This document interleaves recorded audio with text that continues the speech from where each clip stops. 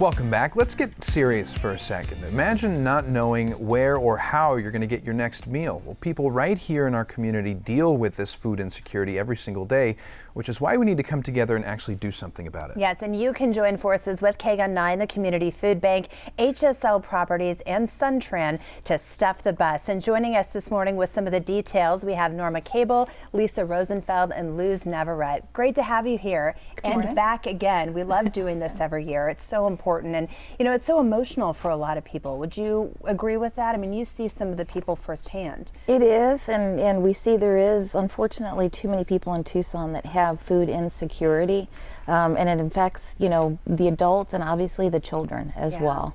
And obviously HSL is the great sponsor that helps make this happen every year. Why does HSL continue to do this, and why is it so important to your team to be a part of it?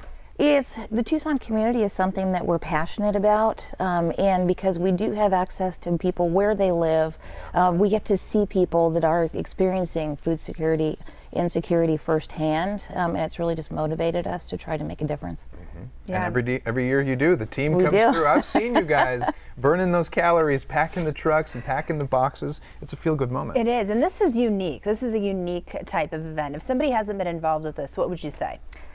The feeling that you get is just tremendous. You can't describe it, and to be able to reach people who are in a position to help where they live, to help people that do need a little bit of a hand up, is extraordinary. And we're looking obviously at pictures of inside of a bus, right? And obviously Sun Tran is a huge partner in this. So Luz, talk about Sun Tran and Sun Tran's part in this and why you guys keep doing this every year. Yeah, definitely. So obviously, you know, Sun Tran caters to Tucson, so we want to do everything we can to help the community. And this, I believe, is our 5th year doing it. We started in 2015 with HSL, this particular Stuff the Bus.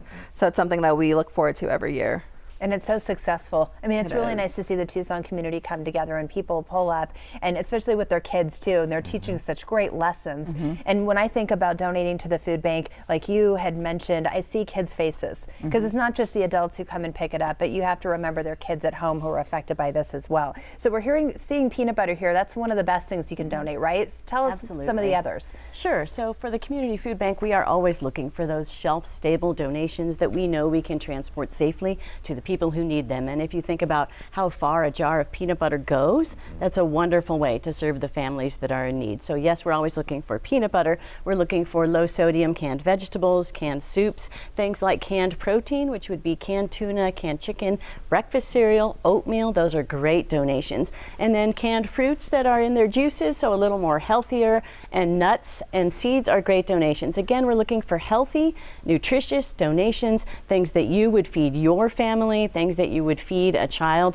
So many seniors that we serve, and so many people that may have health issues that are also among the people that we serve. So really the healthiest, most nutritious donation you can put together is the best thing. And not to mention, I mean, food's obviously what we're looking for, but monetary donations go a really long way. We talk about this every year. Let's just remind people the power of even a single dollar. Absolutely. So a dollar can help provide 4 meals with our purchasing power of the Community Food Bank, with the way that we can buy in bulk. And then also, we should also remind people, of course, it is time to think about tax credits, and you have until April to donate, and we are a nonprofit that you can donate to. So that's a great thing to think about. It's very easy to stop by tomorrow. It may be a little cold, but we're prepared, right, Lisa? Yep. We are ready. We'll be out there all day. If you drive by with a donation, you're in and out within a couple of minutes or less. So it's really not an issue of any rain or any cold weather. It's very easy to give. What's going to keep you warm is the power of giving. Absolutely. That's what's going to make you warm. Absolutely. That's the best part about it. It's that you feel good. It's almost like it's selfish. It's like, I'm going to feel good going ahead and doing this, right? Well, yeah, and I mean, obviously, we don't think about this every day in general because we take for granted that we're going to have our next meal taken care of. But